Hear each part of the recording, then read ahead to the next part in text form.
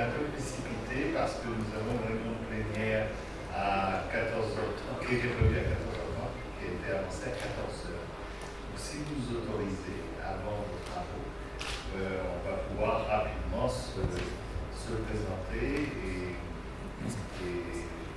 peut-être transmettre quelques messages. Alors j'ai rencontré Benoît Hérault à la commission interministérielle auquel nous appartenons, qui traite de la lutte contre les maltraitances et la promotion de la bientraitance. Voilà. Et il me paraissait important qu'on puisse, dans cette maison, qui est une maison qui représente les citoyens, vous puissiez nous faire part de vos travaux, et en particulier de ce livret qui est passionnant, qui est un outil intéressant, un outil de référence sur l'autonomie de vie comme droit humain. Alors, vous accueillir aujourd'hui au CESE, pour nous c'est un engagement tout à fait naturel, puisque c'est pour nous l'Assemblée des citoyens. Et notre groupe des associations est particulièrement attaché à ce que cette maison du dialogue avec les citoyens s'ouvre à toutes les actions que les citoyens développent. Le droit des personnes en situation de vulnérabilité, de handicap ou de fragilité, comme vous allez en témoigner aujourd'hui. Votre originalité est de mettre des acteurs très différents, des personnes concernées, des familles, des professionnels et des chercheurs à contribuer ensemble. Et je pense que ça, c'est vraiment l'avenir. C'est un mouvement d'avenir. Ce type de rencontre, nous souhaitons qu'il s'enrichisse avec d'autres expériences de participation citoyenne. On recevra à la rentrée aussi d'autres types de démarches qui ont eu lieu, en particulier avec l'ABF. Je crois qu'ensemble, on pourra travailler justement sur cette question, à la fois sur la question du fond et sur la question de la forme, qui est la participation citoyenne, en particulier des gens, des personnes en situation de handicap.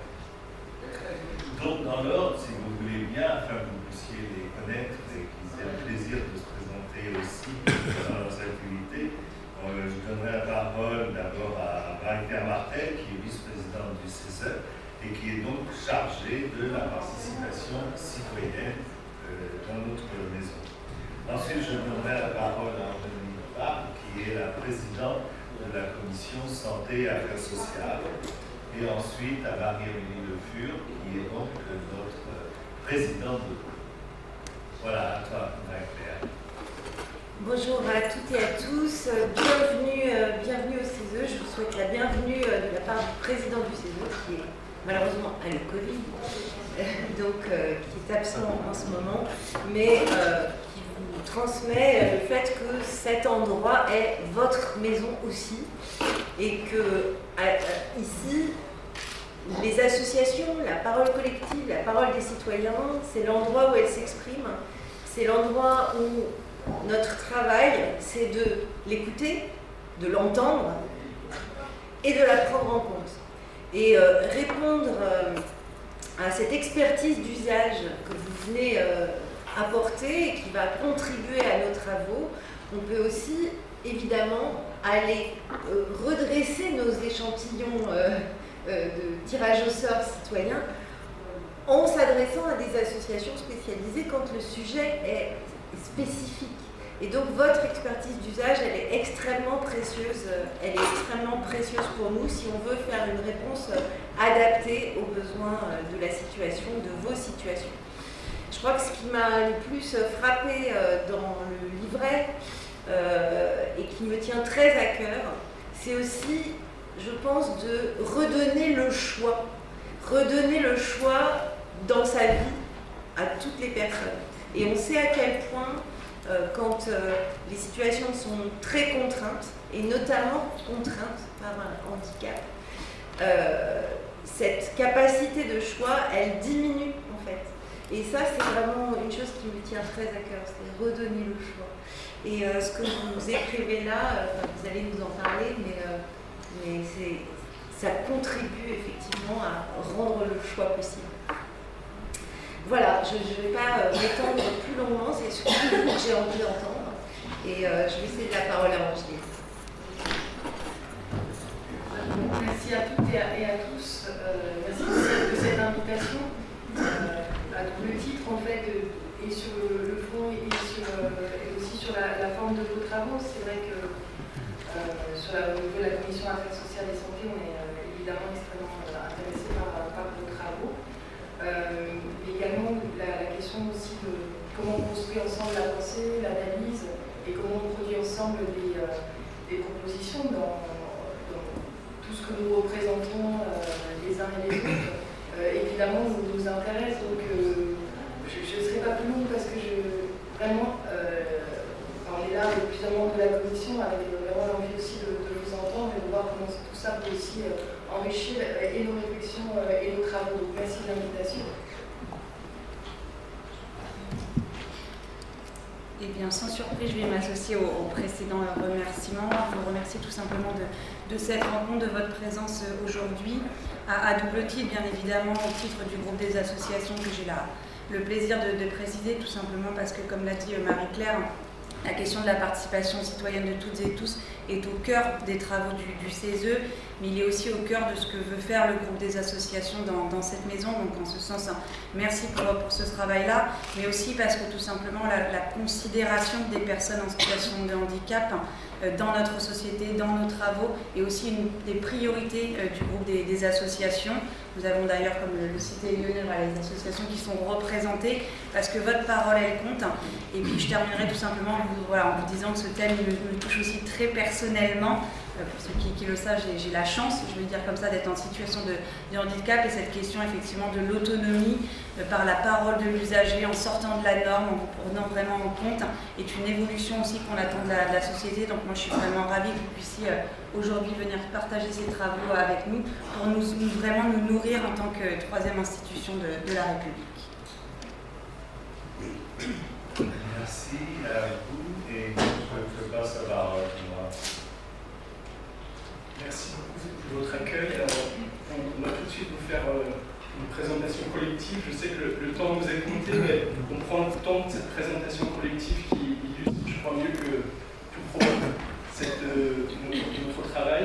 Et puis, j'espère qu'on pourra avoir encore quelques échos avant l'Assemblée plénière. Et puis, peut-être qu'à 16h, je remercie Arthur Bouillon, mais peut-être qu'on pourra avoir la chance de vous retrouver quelques minutes à la fin de notre plénière, si certaines ou certains d'entre vous veulent passer.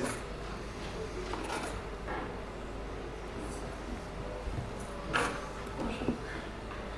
Donc je commence à vous lire le texte qu'on a prévu. Lundi matin, 4h. Je me lève avant le réveil, encore fatiguée, près d'une insomnie matinale. Je reprends ma respiration. Comme je reçois la visite de l'éducateur en début d'après-midi, je brique l'appartement que le centre d'hébergement et de réinsertion sociale met à ma disposition. Ce midi, je mange dans la partie collective du foyer. J'en profiterai pour faire ma lessive et régler des détails sur ordinateur connecté. Je dois finir de rédiger le rapport du dernier conseil de vie sociale et fournir des informations à la case. En fin de journée, j'ai le choix entre la course à pied, la lecture et la prise d'alcool pour combler ma solitude. Mardi, j'ai un rendez-vous avec le service addictologie de la Croix-Rousse. Le trajet est long. J'ai mon abonnement, je peux circuler. Avant, je devais frauder pour me rendre à mes soins. Maintenant, j'ai l'esprit tranquille sur ce point. Je bois un café sur la route, 903,60 € d'allocation adulte handicapé par mois, c'est peu. Je dois faire des choix en permanence. Certains sont pourtant cornéliens.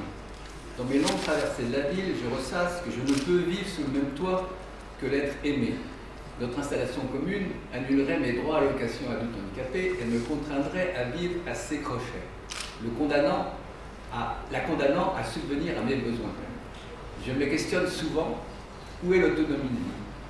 Le choix du mot et du mode de vie amoureuse.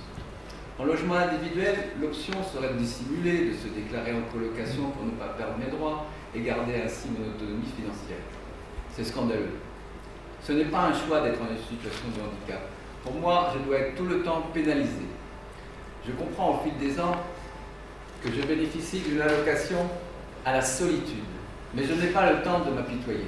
J'ai de la chance d'avoir une famille soutenante. L'après-midi, c'est atelier de dessin en groupe d'entraide mutuelle.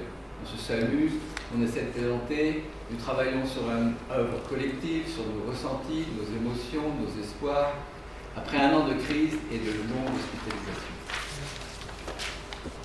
Mercredi, je sais qu'il y a un point d'orgue au CHS de Saint-Cyr au Mont d'Or avec le psychiatre que j'ai poursuivi depuis 10 ans. Nous gestons le traitement ensemble. Il s'est trouvé des mots, même si parfois je ressens dans la suite de l'entretien que je suis encore plus élasté. Mais pour l'heure, je dois m'atteler à ce trajet de 40 km aller-retour qui me prendra quasiment toute ma journée. Et après, nous sommes patients. Nous portons bien notre nom. Nous sommes prêts à attendre dans ces couloirs que notre tour vienne. Dans le flot des urgences, sur fond de désert médical. Mais comme le psychiatre qui est sectorisé, je me dois contraint de suivre des aléas. Le soir, je retrouve ma troupe de théâtre. Tout ce monde est bien dans les clous. C'est des livréas et apéros sur les quais. Je suis accepté, respecté. Jeudi, je remplis à la demande de renouvellement de prise en charge par la structure. Je dois appeler mon curateur car l'argent n'est pas arrivé. Je me heurte au standard saturé pendant de longues minutes. J'ai peur que la permanence de réception des appels arrivant bientôt à sa fin. Je ne puisse trouver une solution. Une fois encore, je n'ai pas le choix que d'emprunter de l'argent ou d'attendre le lendemain pour manger et fumer. Et oui, je n'arrive pas à anticiper. Si je suis sous curatelle, il y a de bonnes raisons. En début d'après-midi, je donne un coup de main à Damien, le cuisinier du CHRS, pour sa sortie à la banque alimentaire. En fin de journée, je file à la bibliothèque, je cherche dans les livres une aide, je rêve avec des films DVD et me coupe du monde avec des CD que je transfère sur mon baladeur.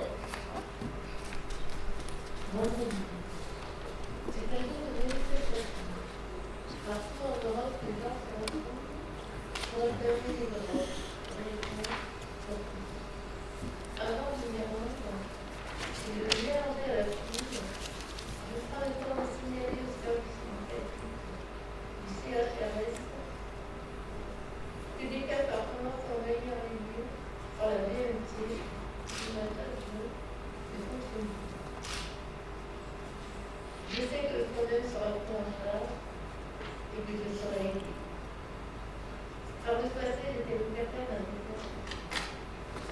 Lorsque je rencontrais ce problème technique, je devais le signaler à une plateforme. Au début de mon installation, il y avait une adresse en bas, non numéreuse.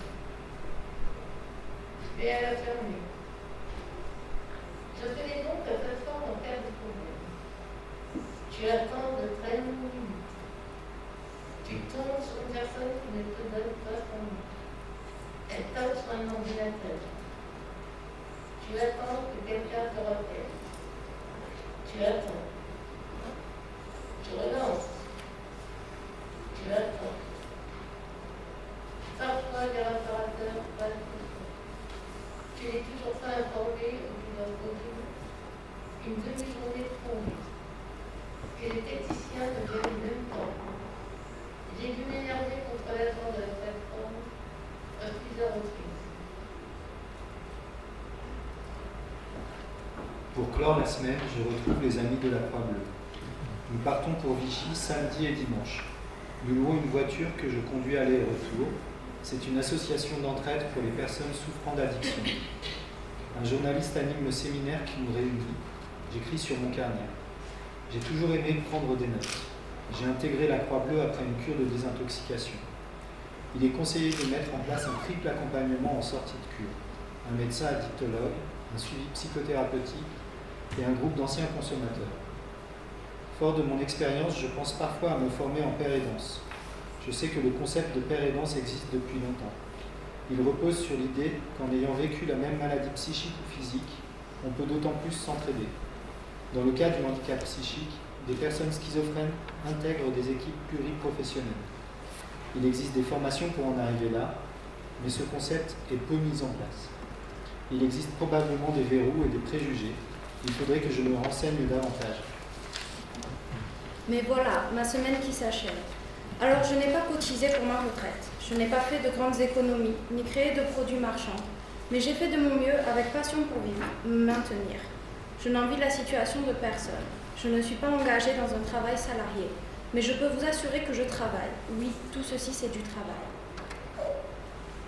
messieurs, mesdames, élus du CESE, citoyens et citoyennes de cette Assemblée, ce parcours du combattant est l'un des récits qui a été partagé au cours de notre démarche de recherche citoyenne. Récit exemplaire des difficultés auxquelles nous pouvons être confrontés dans nos vies, des difficultés de respect des droits des personnes en situation de vulnérabilité. Celles et ceux qui l'ont écrit, dans le cadre de notre démarche de recherche, ne sont pas là aujourd'hui, empêchés par des contraintes de santé ou professionnelles. Ils nous en ont confié la lecture pour vous porter cette parole qui est la leur, qui est aussi celle de beaucoup d'entre nous.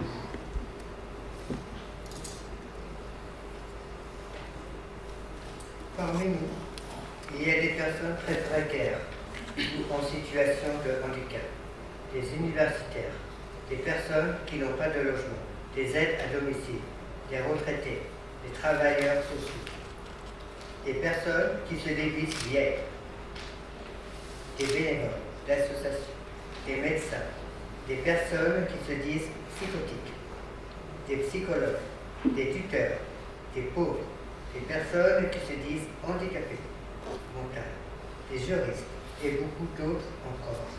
Parmi nous, il y a des personnes de Seine-Saint-Denis, de Montauban, de Lyon, de Bretagne, de Bordeaux, de Bourg-en-Bresse, de Lille, de Toulouse, de Tresse, de Dijon, de Nantes, de Roanne, de Paris et bien d'autres territoires encore. Nous sommes rassemblés en nous reconnaissant dans ce que nous avons de commun et de différent.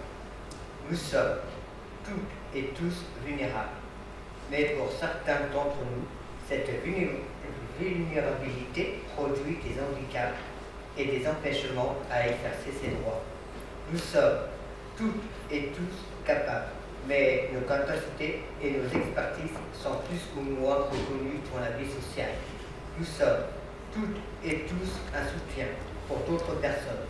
Pour certaines et certains, c'est notre profession. Nous sommes toutes et tous en recherche d'un meilleur respect des droits. Nous nous sommes rassemblés plusieurs fois. Certains d'entre nous ont été présents presque à chaque fois, d'autres de temps en temps. Certains d'entre nous se sont retrouvés pour écrire ce livret en langage direct et en nuances. Ce langage double est nécessaire pour mieux comprendre l'évidence et la complexité des droits humains. Ce livret parle de droits humains. Ces droits qui disent l'égale dignité de tous les êtres humains. Ces droits sont aujourd'hui formulés dans des déclarations ou des conventions internationales. Une convention, c'est un accord entre plusieurs personnes ou entre plusieurs pays. Il y a une convention qui rappelle les droits des personnes handicapées. Cette convention existe parce que les droits des personnes handicapées ne sont pas assez respectés. Nous pensons qu'elle est aussi utile pour défendre le droit de toutes les personnes vulnérables. Dans l'article 19 de cette convention, il est dit plusieurs choses. Il est dit que tout le monde a le droit de choisir comment vivre sa vie. Il est dit que toute personne a le droit de choisir où elle habite. Il est dit que toute personne a le droit de choisir avec qui elle habite. Ces choix sont des droits. On parle de droit à l'autonomie de vie. Certaines personnes disent que ce n'est pas possible d'être autonome. Dans ce livret, nous expliquons comment nous comprenons ce droit à l'autonomie de vie, les obstacles rencontrés et pourquoi il est important de le défendre.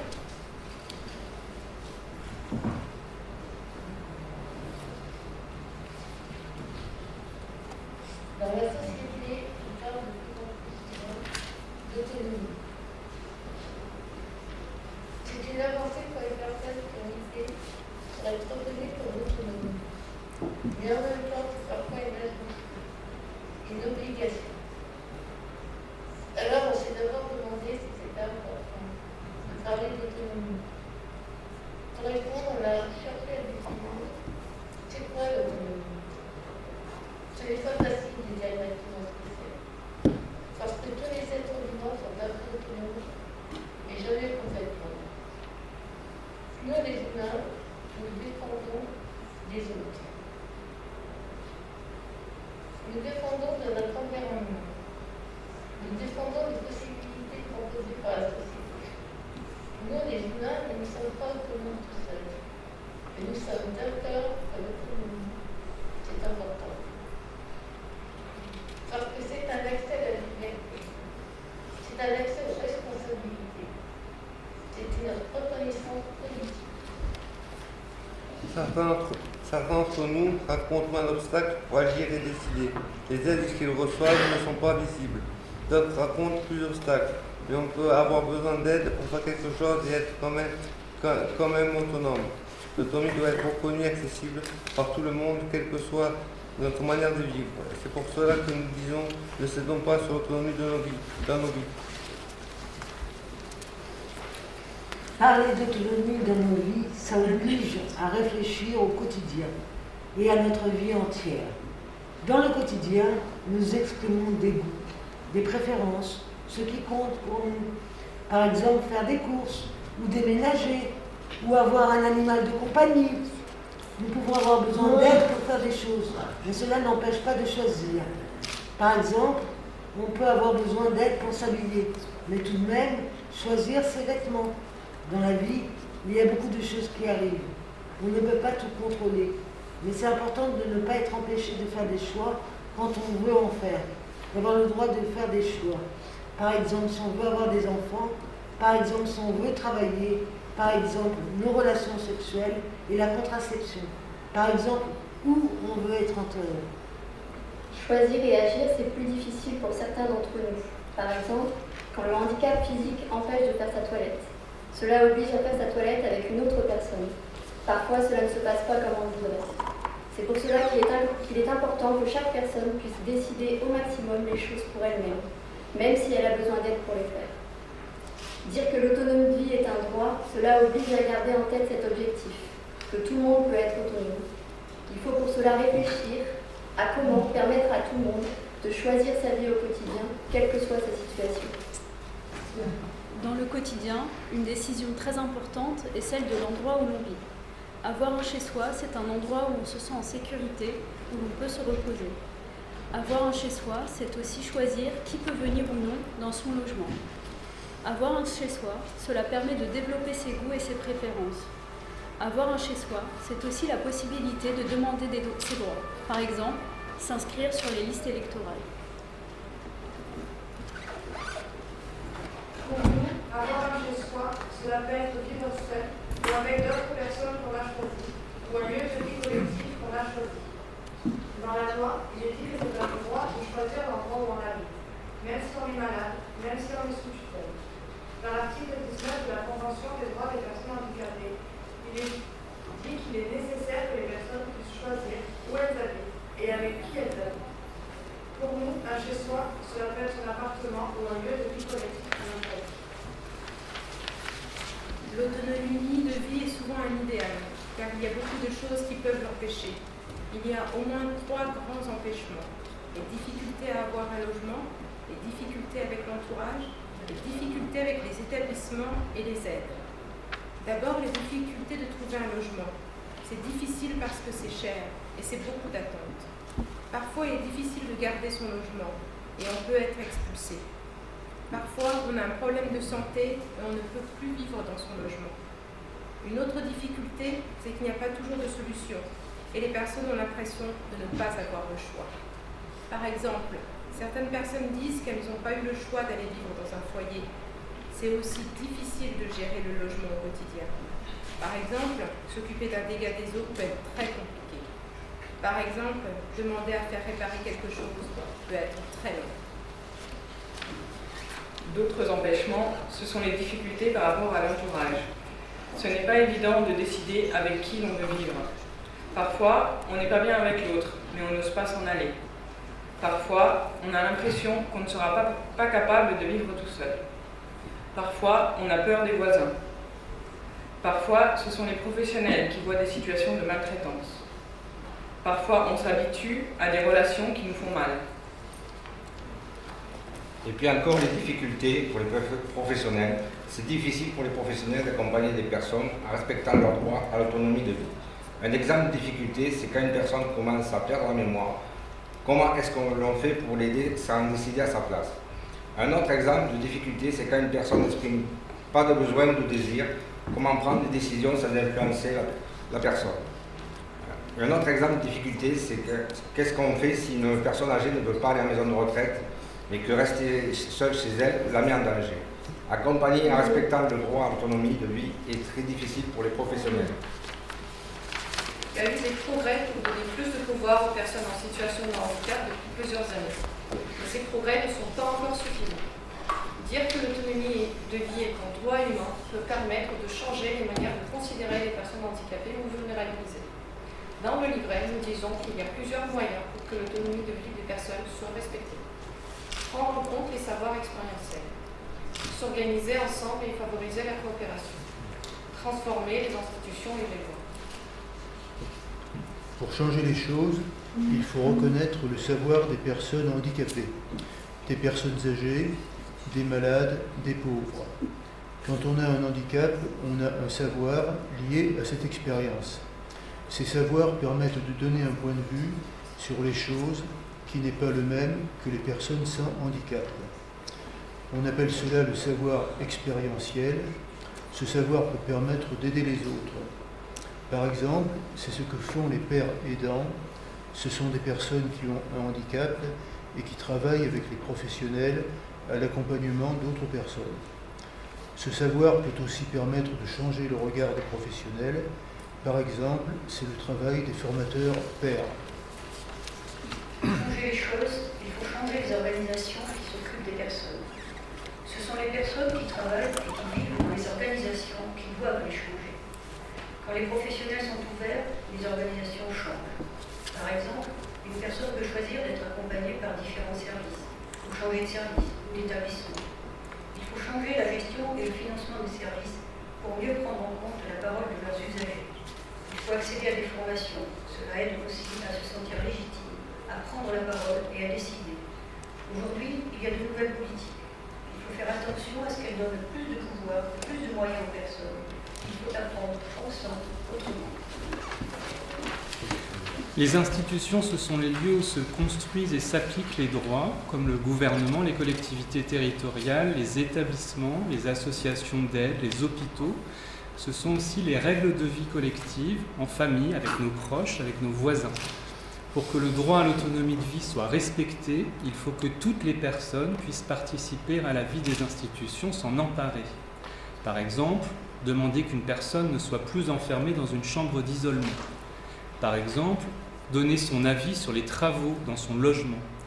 Par exemple, demander que l'allocation adulte handicapé soit toujours la même si on habite en couple. Pour que le droit à l'autonomie de vie soit mieux respecté, il faut aussi réviser certaines de nos lois civiles. Ce livret est pour nous un point de repère pour l'avenir. 3 perspectives nous semblent particulièrement importantes à poursuivre. Promouvoir les droits humains dans toutes les politiques publiques, rendre accessibles les institutions et promouvoir la recherche comme point d'appui de l'expression et du dialogue.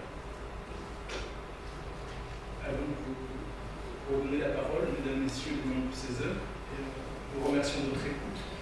Nous aimerions encore donner la parole à certaines d'entre nous qui n'ont pas un accès direct à la lecture, qui sont privés souvent de cette parole et qui ont aussi partagé leur regard sur ce qu'est l'autonomie de vie.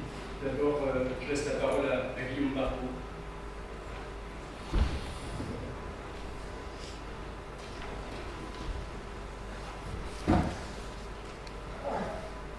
On va utiliser un cahier de communication avec un photographe pour que Guillaume puisse s'exprimer.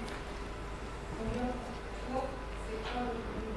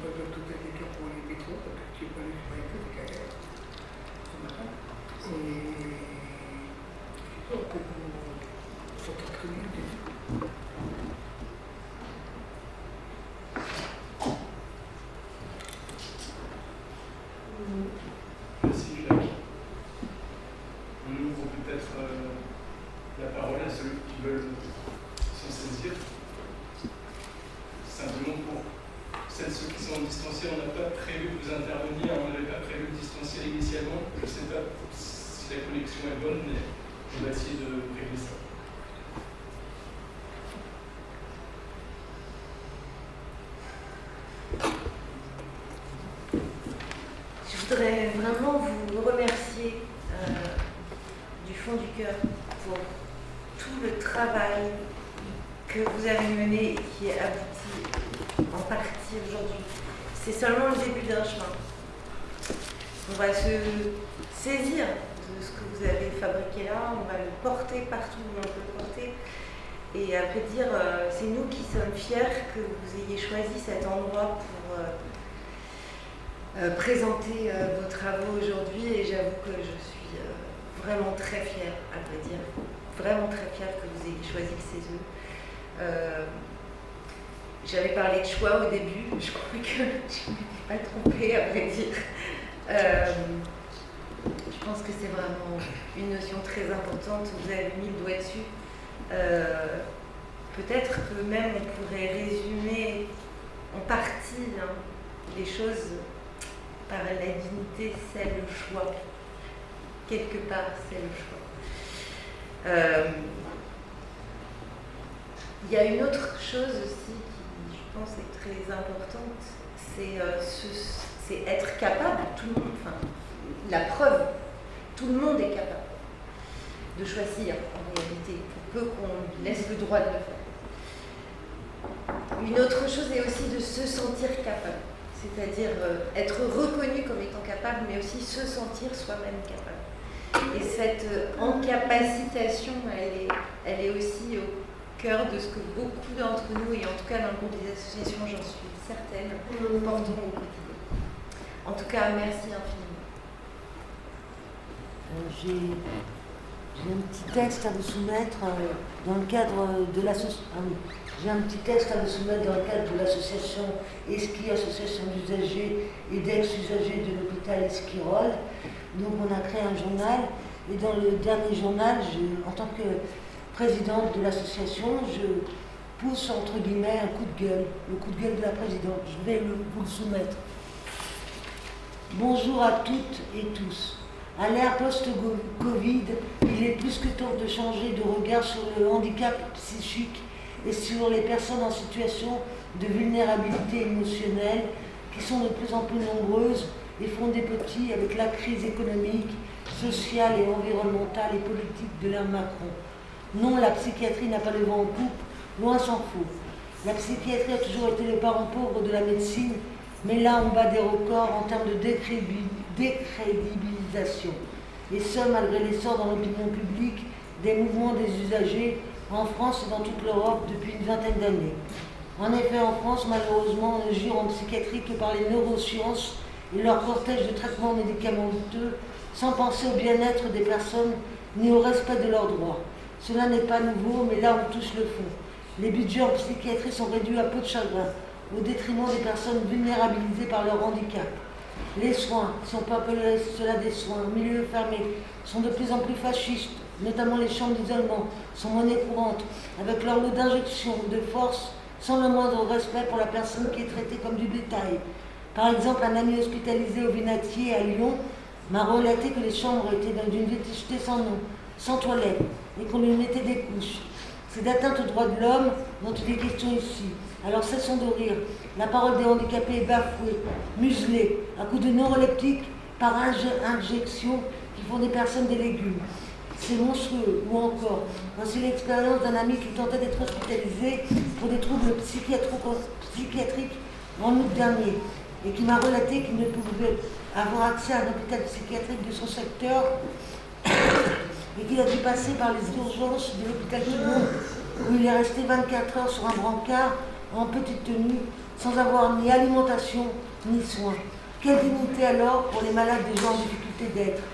Dans la même veine, comment expliquer la politique du Bouffadou, structure associative du XXe, qui place ses infirmiers sur l'hôpital en tenant un discours démagogique de transformation du Bouffadou en gemme, au lieu de les maintenir dans ce lieu de vie et d'échange dont ont tant besoin les handicapés, souffrant de solitude et d'isolement. Dans ce contexte explosif, il est temps de s'exprimer sur les droits des usagers à l'estime de tous et à leur considération par le commun des mortels. Il en va de la salubrité publique. Ne mesure-t-on pas l'état d'une société à la façon dont elle prend ou pas soin de ses fous? Voilà donc le journal d'Eski pour agir et rebondir de juin 2022, état des lieux où on laisse la parole aux personnes vulnérabilisées qui ne l'ont en général pas ou trop peu. Et c'est de bon cœur qu'elles la prennent pour se raconter ou dénoncer ou faire de la prose. À chacun ses armes, qu'il s'agisse de travail comme Yann, de politique avec les textes de Colette sur la déconjugalisation de la hache, de Pierre sur les conditions de travail en HP, ou le poème de Denis qui, à défaut de mieux, s'intéresse à la cause animalière et joint un poème sur un chien qui promène. Il faut bien faire quelque chose. Vous comprendrez donc que les personnes en situation de handicap psychique sont comme vous et moi. Elles pensent, elles aiment ou elles n'aiment pas, elles doutent, elles se révoltent et pourquoi pas. Et alors que les neurosciences affirment que les troubles psychiques ne sont qu'affaires de traitement et de cerveau abîmé, ils ou elles nous montrent tout le contraire. On est bien loin des années 70 et de l'antipsychiatrie anglo-saxonne de Lang et de Cooper ou le modèle italien de Basaglia. Non, là c'est le début de la fin. C'est pourquoi il est temps de se réveiller et de remettre les pendules à l'heure. Marguerite Duras disait qu'écrire, c'était hurler en silence. Alors hurlons notre colère, notre droit à la colère. Bonne lecture, voilà, c'est là. Merci, Madame Madame Le Fur. Merci. Alors plusieurs choses, enfin, je ne vais pas répéter ce qu'a dit Marie-Claire, mais un grand merci voilà, pour ce texte, pour cette vision. Moi, la première des choses que c'est une question et j'y répondrai avec ma propre vision, c'est finalement, êtes-vous réellement vulnérable? C'est quelque chose qui a été dit dans le texte. Êtes-vous réellement vulnérable ou finalement, n'est-ce pas notre système, notre organisation, nos méthodes, notre fonctionnement qui crée cette vulnérabilité au quotidien que vous ressentez, mais finalement qui s'exprime dans notre fonctionnement. Donc ça, c'était la première des choses. Et je pense effectivement cette question de la vulnérabilité, vous nous avez démontré, voilà, c'était vraiment notre système qui l'a créé au travers du mode d'expression que vous avez mis en place. On voit bien dès l'instant qu'on est capable d'adapter en fait nos outils, dès l'instant qu'on est capable de créer des nouvelles méthodes, vous êtes en capacité de nous démontrer des compétences, de vous exprimer et de donner votre point de vue. Ça a été dit aussi dans le début du texte, cette chance j'ai eu la chance d'être dans un écosystème, j'ai eu la chance de faire telle ou telle rencontre, mais faisons en sorte que demain, l'évolution de la place des personnes en situation de handicap ne soit plus le fruit du hasard, ne soit plus le fruit de la chance, mais soit vraiment le fruit d'une évolution systémique de nos modes de pensée, de nos modes de fonctionnement. Marie-Claire l'a dit, et je pense que vous l'avez, mais je n'ai pas compté combien de fois ça a été cité, mais la question du choix. Et à l'âge de 15 ans, quand moi j'ai découvert la vie en situation de handicap, c'est une des premières choses que je me suis promis à moi-même et à ma famille, c'est de ne pas vivre dans ce que attendrait la société de moi, mais de vivre dans ce que j'avais moi envie de faire. Après, j'ai la chance d'avoir un handicap qui est relativement léger et qui atteint très peu mon autonomie au quotidien, mais je pense que c'est effectivement notre responsabilité collective de faire en sorte que demain, ce choix il puisse aussi faire partie de la vie des personnes en situation de handicap et qu'on sorte de cette imposition. Merci aussi d'avoir travaillé cette définition de l'autonomie et faire attention effectivement à ce qu'on ne confonde pas ce qui est la question de l'autonomie de ce qui est la question de l'indépendance. Enfin, je pense qu'il y a vraiment un contexte comme ça à positionner cette définition, le fait aussi de penser l'autonomie comme un continuum qui ne serait pas le même pour toutes et tous en fonction de notre handicap. J'ai trouvé ça vraiment très éclairant et très intéressant. Il y a d'ailleurs de très très beaux écrits sur ça qui permettent aussi de reconditionner ce que pourrait être l'autonomie d'une personne en situation de handicap. Et enfin, mais je suis désolée, mais ce sujet il me passionne, donc je suis un petit peu longue, mais ne nous contentons pas d'une évolution du regard. Moi, j'entends effectivement cette importance d'avoir un regard qui évolue, qu'on voit beaucoup plus les personnes en situation de handicap comme des personnes compétentes, mais allons jusqu'à l'évolution de la place des personnes en situation de handicap dans notre société. C'est ça qu'on doit revendiquer, c'est ça qu'on doit obtenir, et bien évidemment, ça passe par une évolution du regard, mais encore une fois, ça passe aussi par le fait de tordre un peu notre système. Vous avez parlé de l'évolution des lois aussi qui doit se faire, et je pense que voilà, ayons cette grande ambition de ne pas se contenter d'une simple évolution du regard, et simplement, merci. Merci à vous, Lionel Deniau. On va malheureusement être obligé de vous quitter, mais je voulais vous dire avant que vos témoignages nous engagent dans nos actions de conseil. Et ma conviction, c'est qu'il n'engagera non plus que la commission santé et affaires sociales, mais il engage toutes les commissions du CESE, que ce soit celle de l'éducation, mais aussi celle des finances. Toutes les commissions, à mon avis, doivent être engagées sur ce sujet. Encore une fois, un grand merci, et puis désolé de devoir vous quitter. Si on a encore 1 ou 2 minutes, je crois qu'Isabelle Dorès voulait prendre la parole, et puis on a aussi la chance d'avoir Sylvie du secrétariat interministériel du handicap. Merci de nous donner la parole, je vais essayer d'être rapide. Donc Isabelle Dorès du groupe association aussi, je représente le collectif Alerte de l'association du Tour des exclusions, et je suis vice-présidente du mouvement NTT Carmont France. Et en fait, sur l'évolution des lois, la loi est vraiment importante, et ici on est un des organes qui permet justement de construire les lois, de participer à la construction des lois. On avait eu une grande victoire dans notre histoire, dans l'histoire du CESE et dans l'histoire du mouvement NTT Carmont, d'obtenir la loi contre les exclusions en 98, loi qui est démantelée petit à petit, mais qui a permis justement d'introduire dans la loi le terme de dignité que vous avez évoqué ici. Et la dignité, elle est intrinsèque à chacun, et c'est bien la société qui est une atteinte à la dignité, mais chacun garde bien sa dignité, et la dignité, elle fait partie des gens. Et ce qu'il faut vraiment rappeler, c'est les devoirs de la société, parce qu'en fait, on les oublie toujours. La grosse tendance aujourd'hui, c'est de rendre les gens responsables de leur situation, et non pas, et de ne jamais rappeler les devoirs de la société, et c'est à la société de se rendre solidaires les uns des autres. Il y a un philosophe qui disait qu'une société digne est une société qui n'humilie personne. Et je trouve que c'est vraiment un point de repère pour construire ensemble quelque chose. On a fait, par rapport aussi, ce qu'on met beaucoup en avant, c'est le combat quotidien des gens. C'est le combat quotidien que vous avez montré dans le récit que vous avez écrit au jour le jour. C'est bien un combat de chaque personne pour continuer à vivre, pour continuer à avancer, pour continuer à progresser. Et ce combat quotidien, il est toujours en balance, en effet, avec une dépendance des autres et une dépendance dans laquelle on rentre. Et donc c'est comment on arrive à trouver, sortir de la dépendance et faire reconnaître le combat quotidien, c'est vraiment très important. Et pour ça, on pense vraiment qu'en effet, l'idée c'est d'unir tout le monde autour des combats que nous menons pour la dignité de tous, avec la rencontre et le gain aussi des personnes une par une. Voilà. Et vous avez insisté aussi beaucoup, je pense que... Après, il faut beaucoup de méthodes, et je pense que c'est ce que vous faites aussi dans vos ateliers, et dans la production de ce texte-là. Beaucoup de méthodes pour construire et faire reconnaître la parole des personnes, et la construire et voilà, c'est très important de bien être clair sur les méthodes à mettre en œuvre et les conditions. Merci. Désolée. Merci Isabelle. Donc, je vais d'abord tard, c'est pas grave. Je voulais, avant de donner la parole à Céline, remercier aussi Arthur, qui est notre conseiller, qui est notre chargé de groupe, il sera présent à côté si besoin. Céline, je te laisse la parole. Moi j'étais venue pour écouter, hein, donc voilà. Je suis absolument ravie d'être venue vous écouter parce que je pense que vous connaissez certainement pas le secrétariat général du comité international du handicap, mais on assure le suivi de la convention relative aux droits des personnes en situation de handicap. Nous avons donc mené l'audition au niveau de la France et autant vous dire que l'article 19, vous connaissez par cœur cet article-là et les évolutions que nous avons à faire. Je partage complètement sur ce que vous venez de dire. Il est plus temps de changer le regard, il est temps de passer à l'action et à l'action de toute la société. Et il y a vraiment, et il y a matière dans tout ce que vous avez dit à relayer maintenant cette position très forte qui doit être la position des personnes en situation de handicap, la vôtre. Je suis complètement d'accord avec vous. Parler de la vulnérabilité, c'est pour renvoyer encore une fois sur une autre case. Je pense qu'il faut être aujourd'hui acteur, prendre un peu le pouvoir pour aussi faire entendre un autre son.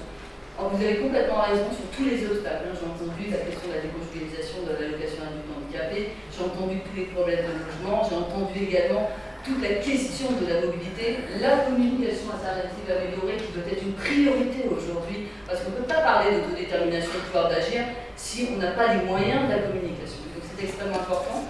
Donc je vais repartir, je suis hyper contente, parce que je repars avec vos livrets, mais je ne vais pas juste le mettre dans mon bureau, vous voyez, je vais le communiquer, hein, puisque aujourd'hui, avec le ministère des Affaires étrangères, on a aussi des relations avec le comité des droits qui est en train de regarder aussi l'article 19 et comment aller encore plus loin. Autant vous dire que tout ce que vous avez dit nous permet d'alimenter aussi et d'aller encore plus loin sur les actions que nous avons à mener et que vous avez à mener avec nous ensemble. On va être aussi nous des facilitateurs et donc vous mettre en avant et ne jamais se mettre en avant.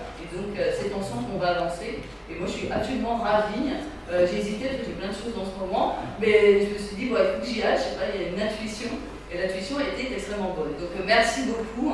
Et merci aussi voilà, de me permettre de relayer tous ces travaux-là. Ça va être, je vais les diffuser. Vous savez que j'anime aussi le réseau des hauts fonctionnaires handicap et inclusion au sein de chacun des ministères. Autant vous dire qu'ils vont avoir une petite copie à lire également. C'est comme ça aussi qu'on monte en compétence l'ensemble des politiques publiques. Il faut vraiment être conscient que c'est grâce aussi à des écrits, grâce aussi à des témoignages extrêmement importants, vous disséquez en définitive la politique du handicap et tous les obstacles. C'est comme ça qu'on arrive à faire avancer les choses. C'est pragmatique, c'est engagé. Donc merci encore à vous pour tous ces travaux que je vais m'empresser de relayer. Merci encore.